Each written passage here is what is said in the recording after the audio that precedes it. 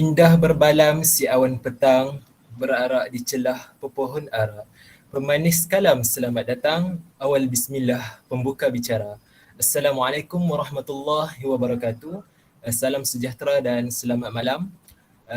Alhamdulillah pada hari ini kita dapat bersama-sama untuk membuat satu forum ataupun satu bicara ilmiah berkaitan dengan sebuah tajuk yang mana tajuk tersebut adalah kesan positif pembentukan kekeluargaan dalam sistem sosial Islam. Pada hari ini bukan saya berseorangan, saya selaku moderator forum pada hari ini iaitu Muhammad Arif Birusli bersama dengan 3 orang panel yang kacak bergaya pada hari ini. Panel kita yang pertama adalah saudara Amin Nasruddin bin Alias. Panel kita yang kedua adalah Muhammad Haikal bin Syamsul Nizar. Dan panel kita yang ketiga adalah Muhammad Al-Miqdad bin Syuhaimi. Okay. Dalam era moden pada hari ini, teknologi dianggap sebagai raja dan semua maklumat boleh dicapai dengan mudah melalui hujung jari. Walau bagaimanapun, bersama-sama kemodenan ini, kegagalan perkahwinan, kelahiran anak luar nikah, keganasan rumah tangga dan lain-lain masalah sosial dan keluarga semakin meningkat dalam kadar yang sangat membimbangkan. Isu-isu ini telah diberikan begitu banyak perhatian dari sudut pandangan yang berbeza. Banyak kajian juga telah dilaksanakan untuk mencari punca kepada masalah sosial dan terdapat juga banyak usaha dalam mencari penyelesaian dan solusi. Okay, sebagaimana yang kita maklum, pembentukan kekeluargaan dalam sistem sosial Islam ini mempunyai pelbagai kesan yang positif.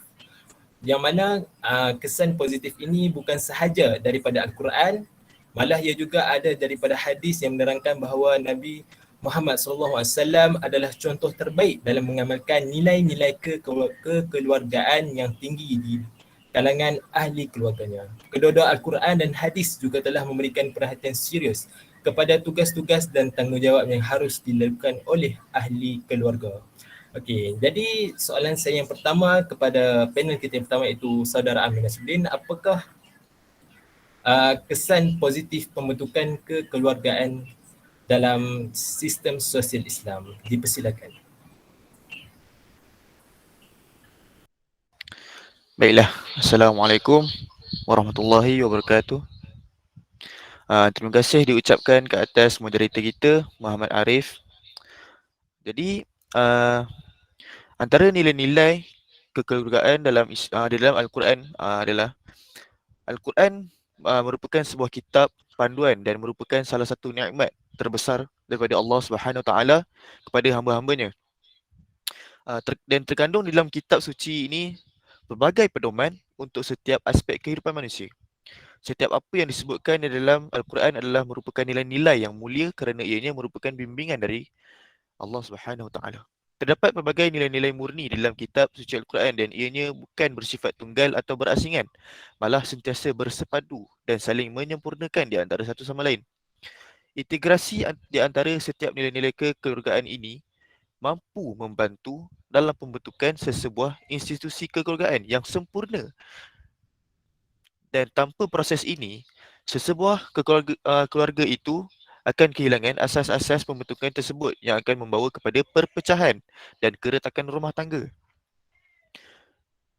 Dan seterusnya ialah nilai-nilai kekeluargaan ini dapat didefinisikan sebagai undang-undang dan peraturan-peraturan yang telah ditetapkan Allah Subhanahu Taala untuk setiap ahli keluarga dalam setiap aspek kehidupan untuk mencapai kehidupan keluarga yang bahagia. Di antara nilai-nilai kekeluargaan yang telah disebutkan di dalam Al-Quran ialah nilai iman, amanah, adalah, syura, sabar, ihsan, ifah, ta'awun, wa takaful dan mawaddah wa rahmah. Nilai-nilai ini mempunyai peranan yang amat penting dalam pembentukan sebuah keluarga yang bahagia. Seperti mana yang saya sebut tadi ialah iman, iaitu kepercayaan. Seterusnya ialah amanah, di mana kita bertanggungjawab di atas setiap apa yang telah diberikan kepada kita. Yang seterusnya ialah sabar, di mana kita sentiasa sabar dengan apa yang telah kita hadapi. Contohnya seperti kita ada masalah keluarga, kita sentiasa bersabar dengan masalah tu. Kerana apa? Masalah itu sendiri sebagai ujian terhadap kita. Seterusnya ialah ihsan. Ihsan ini ialah Seperti mana kita tahu, ihsan dapat ditafsirkan dengan kasih sayang. Seterusnya lagi antara nilainya ialah nilai ta'awun. Ta'awun ni maksudnya ialah bantu-membantu. Di mana kita sentiasa bantu-membantu ahli-ahli keluarga kita di mana mereka berada dalam kesusahan dan sebagainya. Individu-individu dalam sebuah institusi kekeluargaan perlu berpegang kepada nilai-nilai tersebut dan menerapkan di dalam diri serta mempraktikkannya di dalam setiap aspek kehidupan untuk menjamin kebahagiaan dan ketenangan hidup berkeluarga. Sekian sahaja daripada saya. Assalamualaikum warahmatullahi wabarakatuh. Saya serahkan kembali kepada moderator kita. Waalaikumsalam warahmatullahi wabarakatuh. Terima kasih pada panel kita yang pertama iaitu Amin Nasruddin yang telah mengupas tentang nilai-nilai kekeluargaan, yang mana nilai-nilai kekeluargaan ini adalah penting dalam sesebuah institusi kekeluargaan, yang mana kalau nilai-nilai keluarga ni tak ada, mungkin institusi kekeluargaan itu tidak akan dapat dibina dengan sebaik mungkin. Jadi seterusnya kita mempersilakan atau menjemput panel kita yang kedua iaitu Muhammad Haikal bin Syamsul Nizal untuk meneruskan perbincangan ilmiah kita pada hari ini. Dipersilakan. Terima kasih kepada Tuan Moderator yang tak bagi ini aspek terima kasih kepada semua tadi sama itu moderator yang jadi nama hal atas pengenaan kepentingan nilai kekeluargaan dan adalah sebenarnya adalah kekeluargaan Islam.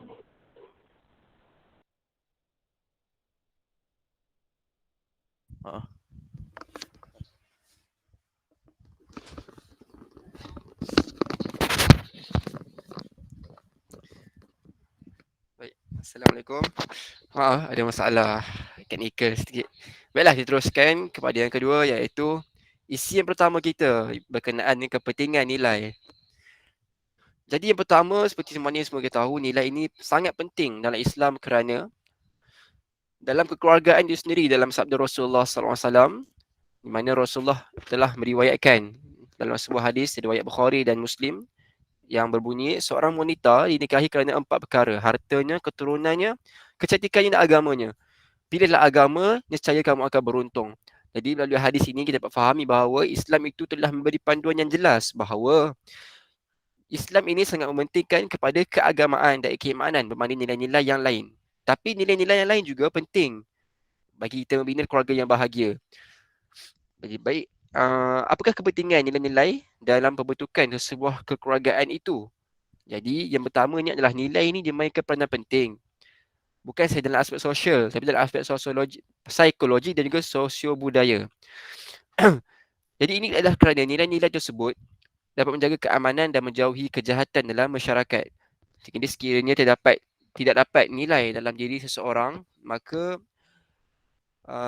dia dapat menjatuhkan diri seseorang itu dan beliau tidak akan sedar bahawa beliau telah melanggar undang-undang dan juga melanggar hukuman Islam itu sendiri. Yang kedua adalah nilai ini menyumbang tenaga untuk seorang individu itu untuk mengawal ataupun untuk menjalankan sesuatu pekerjaan dalam aktiviti seharian mereka.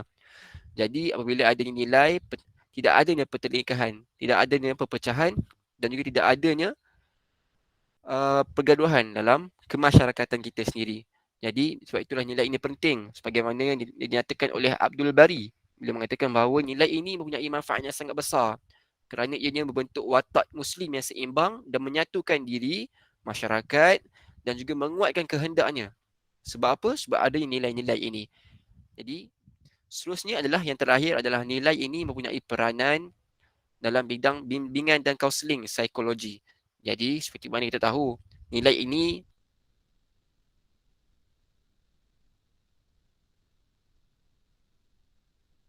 memberi kebaikan dalam diri seseorang, iaitu dari segi akhlaknya.